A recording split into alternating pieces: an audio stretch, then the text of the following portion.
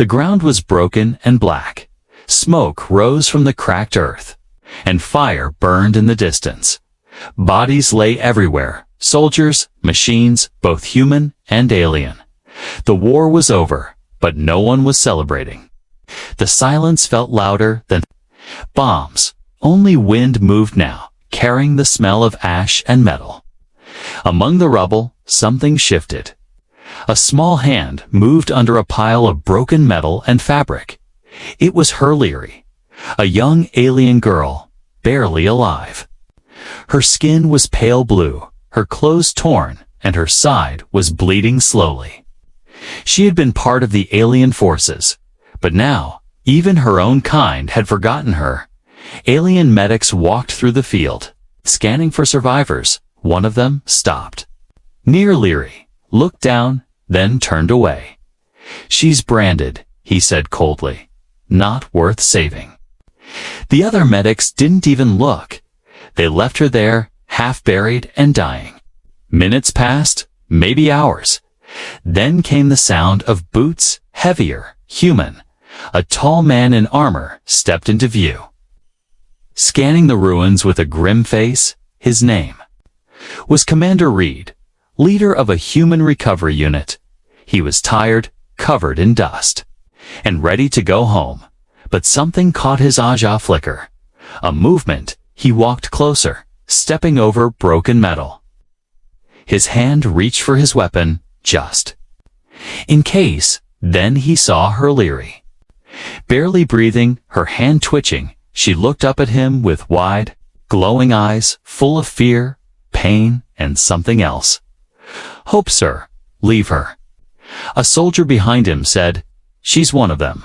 Reed didn't answer. He crouched beside her, looking closer. The brand on her chest glowed faintly, a mark of exile. He had seen it before. It meant her own people had thrown her away. She tried to speak, but no sound came. Only a tear slid down her cheek. Her lips moved, as if asking for help. Reed hesitated, just for a moment. Then he removed his helmet and placed it beside him.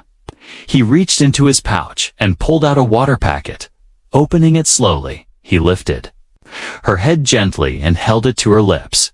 She drank a little, then choked, coughing weakly. But she looked at him, and this time, she didn't flinch. "She's not a threat," Reed said quietly, more to himself than anyone. His men looked confused. "Some angry, sir. We have orders." Another soldier said, "No rescue for enemy survivors, specially branded ones." Reed stood slowly and looked at them, his eyes calm but sharp. "Then go," he said. "I'll stay behind." One by one, the soldiers left, shaking their heads. Reed turned back to Leary and lifted her carefully into his arms. She was light to light tanned, burning with fever. He looked around and spotted a broken path leading toward the hills. There were caves, their old mining tunnels, maybe shelter. As he walked, Leary leaned her head against his chest. Her breath shallow, he moved carefully, avoiding metal shards and fallen walls overhead. The clouds thickened, rain would come soon, but he had to reach safety before then. Each step was hard, but Reed didn't stop. He had seen many die in this war. Too many abandoned, too many left behind. His own sister had been one of them, left in a collapsed building years ago. While her squad ran, he never forgot that. Now, here was this alien girl, an enemy, yes, but also just a child. She didn't ask for war, didn't fire weapons, and yet her own people had marked her, left her, and walked away. Reed entered a narrow cave just as the first drops of rain began to fall. The walls were dark and damp, but it was safe. He laid her down on a flat rock and wrapped her in his emergency thermal sheet. Leary opened her eyes slightly and whispered something, but he couldn't understand. "It's okay," he said softly. "You're not alone anymore." Outside, thunder cracked the sky, inside the cave. The fire from a small flare flickered on her bruised face. Reed sat beside her, watching. The entrance, he didn't know what tomorrow would bring, but tonight. He had made a choice, a human choice. He stayed when everyone else walked away, and that changed everything. The cave was quiet, too quiet. Only the soft crackle of a flare and the distant sound of rain filled the air. Commander Reed sat with his back against the cold wall. His rifle beside him. The alien girl, Leary, was wrapped in a thermal blanket. Her body still trembling. Her eyes were closed, but her face showed pain, fear, and something deeper, shame. Outside, the storm grew worse. Wind howled like ghosts, pushing ash and rain through the broken planet. The war was over, but for Reed and Leary, it had only just begun.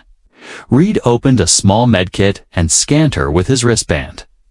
Her vitals were weak: dehydration, blood loss, infection. He cursed under his breath, then pulled out the last auto-injector and pressed it into her arm. She gasped, her body tensing, then relaxing again. The healing agent would help, but not for long. Leary opened her eyes slowly. Blinking in the dim orange light, she saw Reed watching her. Not with hate, not with fear, just quiet concern.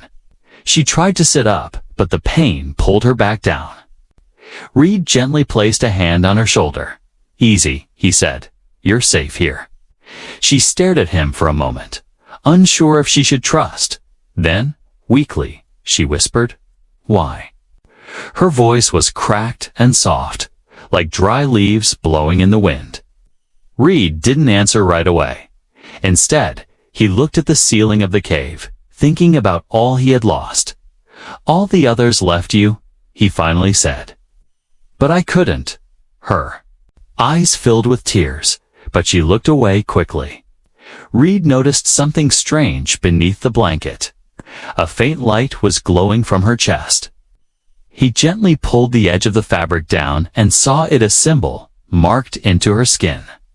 It wasn't a wound, not just a scar, it was a genetic brand, alive with shame. He had seen it before on intel reports. Salient soldiers who refused to obey brutal orders were marked as cowards, traitors, or worse. Once branded, they were no longer part of their people. No one would speak to them, help them, or even bury them. "You were punished," he said quietly, "by your own." She nodded, barely, her lips trembling. "I didn't kill the children," she whispered. "I couldn't." Her voice cracked again. "So they branded me, called me worthless." Reed looked away, his jaw tight. He remembered the burning orphanage, the screams, the orders to clear all threats, not all soldiers. Followed orders blindly. Maybe she was more human than alien. He stood and checked the cave's entrance. Nothing but rain and darkness. "You were right," he said as he returned. "You did the right thing." Leary blinked in surprise, her expression softening. No one had ever said that to her, not even once. Suddenly, a low humming sound echoed from the distance. Reed froze and moved to the entrance, his eyes scanning the shadows. Lights, faint but growing brighter, hovered drones, searching the wreckage. "Damn," he muttered, turning back to Leary. "We have to stay quiet," he whispered. "They'll kill us both if they find you." Leary pushed herself up slightly and looked outside. Then, without a word, she placed her hand on the ground, her skin glowing softly. The air around them shifted like heat waves. Reed felt his body go cold, his wristband lost signal. His visor flickered and went black. They were hidden, completely invisible to scanners. Reed stared at her, shocked. "What did you do?" he asked in a low voice. Leary leaned back, pale and tired. "I masked our presence," she said. "It won't last long." She coughed, and blood touched her lip. "You shouldn't have used your strength," Reed said, kneeling beside her. "You saved me," she replied, her voice barely a breath. "Now I save you." He looked at her, truly looked. She was young, broken, cast aside, but in that moment, she was stronger than anyone he had known. "You're not worthless," he said. "You're brave." Leary didn't respond, but a small tear ran down her cheek. Not from pain, but from something she hadn't felt in a long time. Hope. Outside, the drones moved on, fooled by her power. Inside, the cave remained. Silent, the flare burned low, the shadows danced, and two souls, one human. One alien shared a small piece of peace in a world that had lost all sense of it. Reed adjusted the blanket around her, then sat beside her again. The war may have ended, but the mission had just begun. He had chosen to stay, to protect her, and he wouldn't walk away now. The storm had passed. The sky above was still dark, but the rain had stopped. Only soft drips echoed from the cave walls, falling like a quiet clock. Reed opened his eyes slowly, his back stiff from the cold ground. The flare had burned out, and the air smelled like wet stone and ash. Beside him, Leary slept, her breath faint but steady. Her pale skin glowed dimly in the low light. Reed checked his wristband again, no signal. Still dead, she had masked them well. Even his human tech couldn't locate them now, as the first hint of morning light peeked into the cave. Leary stirred, her lips parted, her voice rough. "Is it day?" Reed nodded, handing her a small ration bar. "You need strength." She took it slowly, her fingers trembling. It had been days since she'd eaten anything solid. After a moment, she asked, "Why do you stay?" Reed didn't answer right away. He leaned against the wall, eyes on the broken sky outside. "I had a sister," he said finally. "Years ago, in a war just like this one. She was injured during an attack, left behind when her squad ran. I was too late." He added, his voice low, "I found her. But only her tag." Leary lowered her eyes. "I was left behind too," she said. "But not because I was weak." She pulled the thermal blanket down to her collarbone and exposed the glowing brand on her chest. It pulsed softly, a twisted spiral marked with sharp alien script. "I disobeyed a command," she whispered. "I refused to kill unarmed children in a shelter. My commander gave the order, and everyone followed it. I stood still." Her voice shook. "I just couldn't do it." Reed clenched his jaw, anger rising in his chest. "And they punished you for that?" he asked. "They called me a traitor," she said. "They burned this into me, using a living seal. This brand means Schmidt, marks me forever. I am not allowed to return, not allowed to speak to my kind, not even to die among them." She looked away, hiding her face in her hands. "I'm not even sure what I am anymore," she said softly. "Not a soldier, not a daughter, not even a person." Reed moved closer and gently placed a hand on her shoulder. "You're alive," he said. "That's enough for now. You made a choice most people couldn't. That doesn't make you weak, makes you better than all of them." Leary looked up, her eyes wide. No one had ever said that to her. Not once. Not even her mother, who turned away the moment she was branded. Not her squad mates, who spit at her before leaving her in the mud. She wiped her face quickly, embarrassed. "I'm sorry," she said. "I shouldn't cry." Reed shook his head. "You've earned every tear." They sat in silence for a while, only the distant rumble of aftershocks filling the space between them. Suddenly, Reed's wristband beeped once, faint and broken. He tapped it fast only. One signal blinked on the cracked screen. A human recon unit was nearby, about 6 kilometers south. They might still be friendly, but they might also be under strict orders.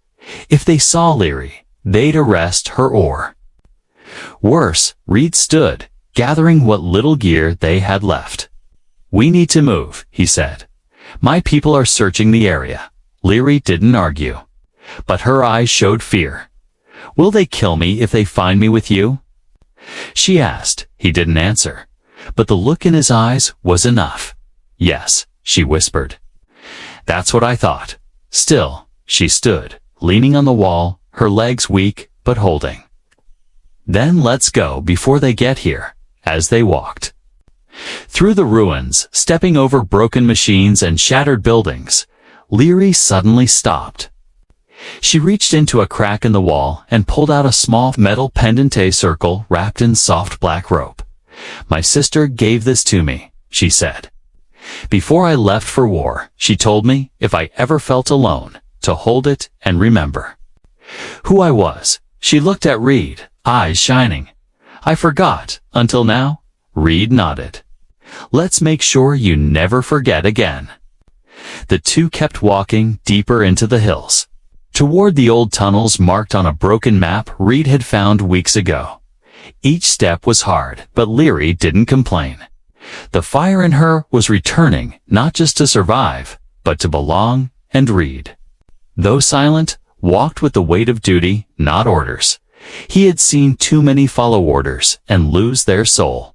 But now, with each step beside Leary, he felt like he was finally following something right. The brand on her chest still glowed, but its meaning was beginning to change. No longer a mark of shame soon. It would be a mark of courage. Night had fallen again. The sky above the ruined hills was full of heavy clouds, hiding the stars. The only light came from broken towers and distant fires. But it wasn't darkness that worried Red. It was what moved inside that darkness machines he and Leary had found an old tunnel entrance hidden beneath a rusted hatch. It led to an underground shelter, one of the forgotten safe zones from the early days of the war. It was small and cold, filled with dust and the smell of metal, but it was shelter. And for now, it was safe. Leary sat near the corner, wrapping herself in a faded blanket they found. Her eyes were closed, her breathing steady, but Reed could see how pale she still was. Even with rest and food, her body wasn't healing fast enough. Reed checked the doors. Motion sensor, a weak red line blinked on the old display. No movement yet, but that wouldn't last. Recon units, human and alien, were sweeping the war zones, cleaning up survivors. And survivors like Leary were not meant to be saved. He walked over and handed her a packet of warm nutrient gel. She took it with a quiet thank you, then paused. Are you afraid? She asked suddenly. Of your own people finding us? Reed didn't answer right away. He sat beside her, resting his back against the wall. I'm not afraid of being found, he said. I'm afraid of what I might have to do if they try to take you. Leary looked at him, her eyes full of questions. You would fight them? Reed nodded. I've followed orders all my life, he said. But not this time. She didn't speak. But a soft smile touched her lips, small, but real. Then, a soft beep. The motion sensor lit up. Something was outside. Reed jumped to his feet, grabbing his rifle and switching it to silent mode. He dimmed the light in the room and crouched near the entrance panel. The screen flickered. 3 dots moved slowly past the door. Drones, he whispered. Ground units, scanning. Leary stood, weak but alert. She held the wall for balance, then raised her hand slowly. Her skin began to glow, faint at first, then brighter. Wait, Reed said. Don't use your set. Don't use your energy. You're still not strong. I can hide us again, she said. Her voice soft but steady. Reed looked at her. He saw pain in her eyes, but also determination. He gave a quick nod. If you're sure. Leary pressed her palm to the metal wall. The glow from her skin spread like veins through the room, touching the lights, the air, even the floor. Suddenly, everything dimmed. The shelter seemed to disappear from heat scans, pulse signals, and movement detectors outside the drones. slowed, scanning hard, but their sensors showed nothing, only empty ruins. Reed watched the screen closely, his finger on the trigger. The drones hovered for a long moment, then began to move again, slowly fading into the distance. Leary let out a long breath and collapsed to her knees. Her energy spent, Reed rushed to her. Catching her before she fell completely, "You're burning yourself out," he whispered. "Don't do that again." "I had to," she replied. "If they saw you with me, they'd label you a traitor." He smiled grimly. "I think they already have." He helped her back to the blanket, wrapping her tightly. "You've risked your life twice now," he said, "for someone who was your enemy." "I don't think you ever were my enemy," she said. "I just didn't know it before." Outside, more searchlights passed overhead. One of the patrol ships hovered for a moment, scanning the ground below. Its giant light beam cut across the ruins like a blade of fire. Reed and Leary held their breath as it swept near the shelter entrance. But then the light turned away, and the engine hum faded into the night. The silence returned, but it was not peaceful. It was the kind of silence that came after danger had passed, but not gone. Reed sat beside Leary again, his face tired but focused. "We can't stay here long," Kay said. "Tomorrow, we head for the canyon.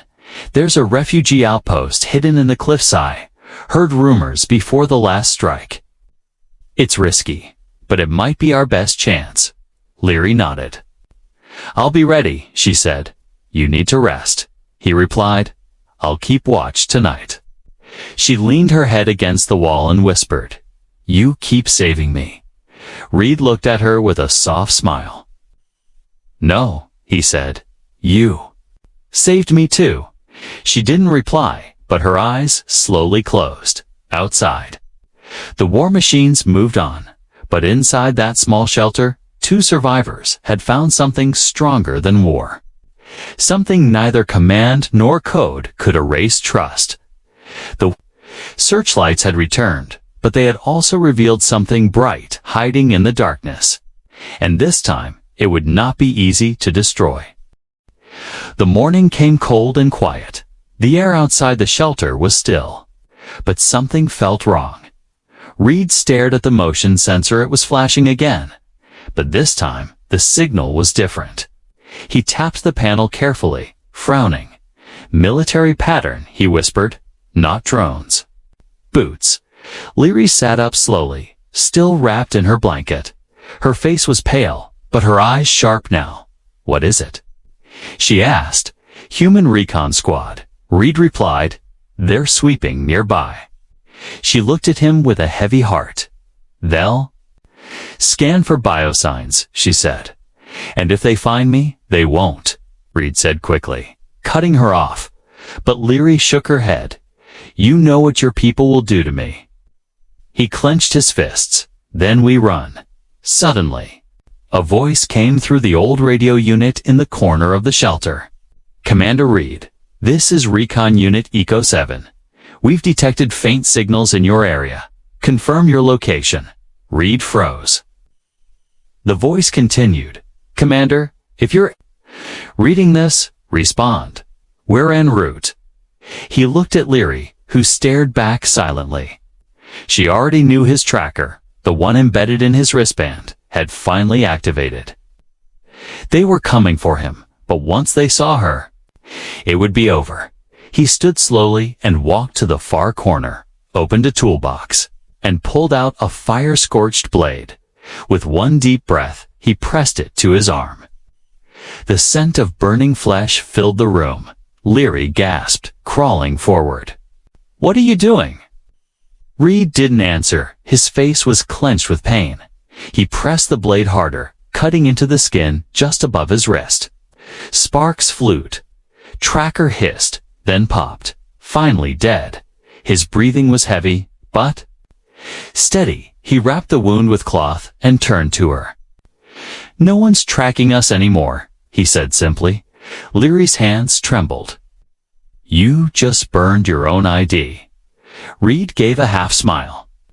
I've been meaning to quit anyway. Outside, voices echoed distant, but drawing closer. Search. This zone, one soldier barked. He might be injured or hiding. Leary stood weakly, panic in her voice. We have to go now. Reed nodded, grabbed his pack, helped her to her feet, and opened the emergency exit tunnel behind the shelter. Wall. It was dark, narrow, and cold, filled with dust and broken supports. The tunnel stretched far beneath the hills, once used for smuggling or escape. Now, it was their only chance. As they walked, Leary whispered, "Why are you doing this for me?" Reed didn't stop walking, because someone has to. She looked at him, eyes wide. But you'll be hunted now, branded like me. He stopped this time and turned to face her. I'd rather be hunted for saving you than honored for leaving you behind. She didn't say anything for a while, but her hand brushed against his as they walked. For the first time, she didn't flinch. She let it stay there, warm and trembling. After what felt like hours, they reached the end of the tunnel. It opened into a canyon basin, dead trees, fallen rocks, and silence. Reed checked the map on his broken device. Somewhere nearby was an old communication tower. If we can boost a signal, we might reach a smuggler or off-grid pilot, he said. Someone who doesn't care about races or brands, but as they moved forward, a shout echoed through the canyon. Commander Reed. Stand down. Reed spun around. 6 soldiers stood on the ridge, guns raised, armor shining in the morning light. At the front was Captain Harris, Reed's former teammate. Reed, what are you doing? Harris called. You're aiding the enemy. She's not the enemy, Reed replied calmly. She's just a girl who is left to die. Harris stepped closer. This is your last warning. Hand her over, and you'll face minimal punishment. Leary looked at Reed, her voice shaking. I won't let them hurt you. I'll surrender. No, he said. Stepping in front of her, he raised his arms. One hand holding a flare stick. Back off, Reed shouted. I won't let you. Take her. The soldiers aimed, fingers twitching, tension rising. Leary's body began to glow faintly, ready to protect him one last time. Reed held up the flare and shouted, You want to kill me for doing the right thing? Then shoot. The canyon fell silent. Harris stared at Reed for a long moment, then lowered his weapon. One by one, the others followed. Harris spoke again, quieter this time. I hope you know what you're doing. I do, Reed replied. Taking Leary's hand, the squad turned and walked away, disappearing over the ridge. No shots. No arrest, just silence and dust. Leary's knees gave out, but Reed caught her. You stayed, she whispered, even when it cost everything. Reed looked at her, eyes steady. That was never a hard choice. The wind howled through. The canyon, dust and ash danced in the air, sharp like sandpaper. Reed helped Leary into the shadow of a broken stone arch. Her body was trembling again, her energy almost gone. She leaned against the cold rock, gasping quietly. I can't go any farther, she whispered. Reed knelt beside her and gave her the last water packet. She sipped slowly, her hands barely steady. They had escaped the soldiers for now, but the price was heavy, and time was running out. He looked up at the sky. Dark clouds swirled above. The storm was coming. A plasma storm, deadly, chaotic, unpredictable. It moved like a living monster, frying circuits and boiling blood. He had seen one before, back during the Siege of Titans. Moon. It had left an entire city in silence. Reed stood and scanned the canyon walls. A flicker of light caught his eye, half buried beneath rocks. He ran over, pushed aside the debris, and found it an old emergency tower, rusted but still standing. The base was cracked, the wires exposed. But the control unit was intact. "This might work," he said, calling back to Leary. She looked at him weakly. "What is it?" "A signal booster," Reed replied. "Old tech, unlinked from the main grid. If I power it up, I might be able to call for help, your people." She asked softly. "No," he said, "not them." He pulled a small disc from his belt, a civilian beacon, used to contact off-grid pilots, smugglers, even ex-soldiers who lived in the Black Zone, people who didn't follow rules but answered favors. He inserted the disc into the tower's panel, sparks flying from the port. The screen flickered, then blinked red, low power. The tower needed more juice than the disc could provide. Reed sighed, pulling his power cell from his rifle and plugging it in. The rifle went dead. But the tower hummed to life. "Come on," he muttered. Tapping the keys, he entered the signal. Code: an encrypted message used during black market rescue missions.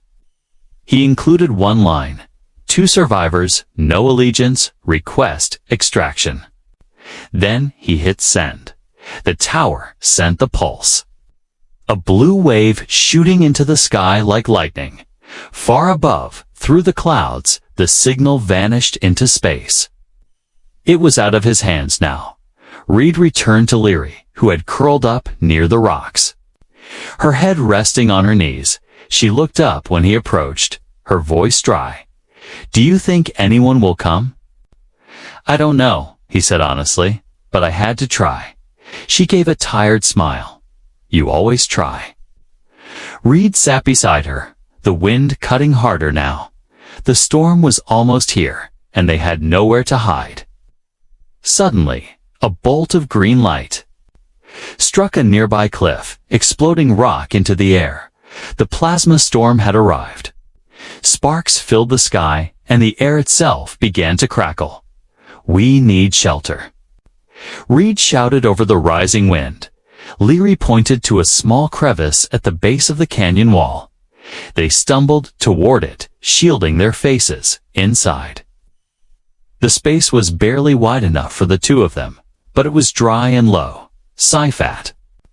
Least for a few hours, Reed placed his body in front of the opening to block the wind.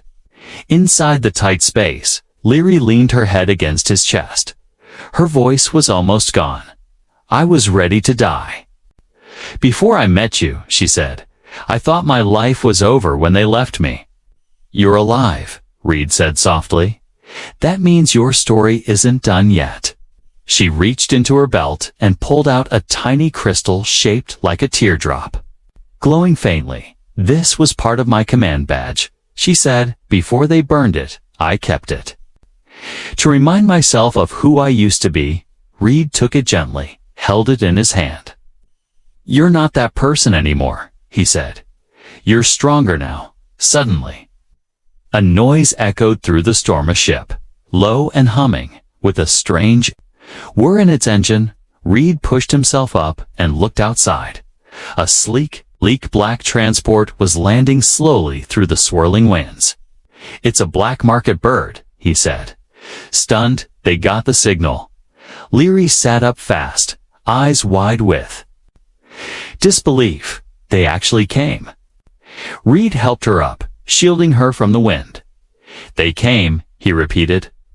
Smiling for the first time in days, the ship's ramp dropped with a hiss, and two figures appeared, one human, one alien, both wearing mismatched gear. The human called out, "We don't ask questions, you got payment." Reed nodded. "Just get us out." They helped Leary onto the ship, and Reed followed close behind as the ramp closed. The plasma storm roared behind them like a beast shut out of a cage. The engines lifted the ship through the canyon and into the stormy sky. Inside, Leary sat near the window, watching the ground disappear below.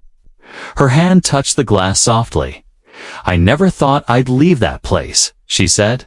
"Not alive." Reed sat beside her, tired but relieved. "You're not just alive," he said. "You're free." The ship soared above the broken lands beneath them. The battlefield stretched like a scar. Burned cities, broken towers, and silent fields faded into dust.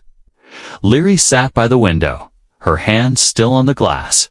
Her glowing eyes reflected the world she had escaped, the one that had abandoned her. But now, that world was behind her. Reed stood near the cockpit, speaking with the pilot in low tones. The smuggler, older woman named Cass, had agreed to take them to the border station on the edge of neutral space. From there, they could disappear. No questions, no records, just freedom. That was the deal. And it was enough, as he returned. To Leary, she looked up at him. "You did it," she whispered. "You really stayed." He sat beside her with a quiet nod. "I gave you my word," he said, "and I meant it." She stared at him for a long moment, as if seeing him for the first time again. "You risked everything for me," she said, "even when I had nothing to give." "You gave me something I lost a long time ago," Reed said softly. "Hope." The ship rocked gently as it entered the border zone. The stars outside the window changed color, shifting into the soft blues of calm space. It was the first peaceful sky either of them had seen in weeks. Then came a sharp beeping from the cockpit. The pilot shouted, "Incoming ship-cloaked signature." Approaching fast, Reed rushed forward, looking over the console. It wasn't human military. And it wasn't pirates. The pilot pointed at the screen. "That's an old Royal Vessel Alien Command class." Reed's heart dropped. "They found her," he whispered, turning toward Leary, but she was already standing. "Steady and quiet. They won't stop," she said. "They'll want to finish what they started." The smuggler cursed. "I'm not starting a war over one girl." Reed stepped forward. "Then land us," he said. "Let them speak, but we don't surrender." The pilot landed the ship on a rocky moon, covered in red dust. The other vessel landed moments later, its black and silver hull glinting like a knife. A ramp lowered, and 3 alien figures stepped out tall, armored, glowing with power. At the front stood a woman with a face nearly identical to Leary's. Only older, sharper, colder. Leary stepped out onto the dust, her feet bare, her frame thin but upright. The wind swirled around her, lifting her hair like threads of starlight. Reed stood beside her, unmoving, his hand resting near his belt now. "Weapons, just will." The older woman stepped forward, stopping a few feet away. "Leariana," she said coldly, "you still breathe." Leary looked into her eyes without flinching. "I do," she said, "and I choose who I am now." "You dishonored your family." The woman said, "You disobeyed command, disgraced our blood." Leary held up the small glowing crystal from her belt. "You abandoned your honor long before I did," she replied. "You chose war over mercy. Silence over truth." Reed felt his heart race, but he didn't speak. This moment belonged to her, and her alone. The woman's eyes narrowed, but she didn't raise her hand. Instead, another figure stepped forward, slender. With soft eyes, it was Leary's sister, the one who had once given her the pendant she now wore around her neck. "You were right, Leary," her sister said quietly. "We were wrong. You showed strength when we showed fear. We can't erase what happened, but we can ask you to return not as a soldier, but as family." Leary looked at her, unsure. "Will you brand me again if I say no?" she asked. Her sister shook her head. "No," she said, "this time. The choice is yours." Reed turned to Leary, his voice low. "You don't owe anyone anything, not them. Not me. Whatever you choose, I'll support it." Leary stood in silence for a long moment. Then she turned away from her old command ship and took Reed's hand. "I already made my choice," she said softly. "I'm not going back." To survive him going forward to live, her sister nodded, tears in her eyes. The older woman said nothing, but didn't stop them either. The aliens returned to their ship and rose silently into the sky as the dust settled. Reed and Leary turned back toward their transport. The smuggler waited by the ramp, arms crossed. So where to now? She asked. Leary looked at Reed and smiled. A real one this time. Somewhere with air, stars, and no brands. Somewhere quiet, Reed added, where she can start over. The ramp closed behind them, and the ship rose into the night below. The red dust blew in slow spirals, carrying away the past. Above, the stars opened a new path free, unknown but full of promise, and somewhere deep in the silence between stars, a girl once left to die, and a man once broken by war, began their new story, not as enemies, not as fugitives, but as survivors who chose mercy over orders and stayed behind when no one else did.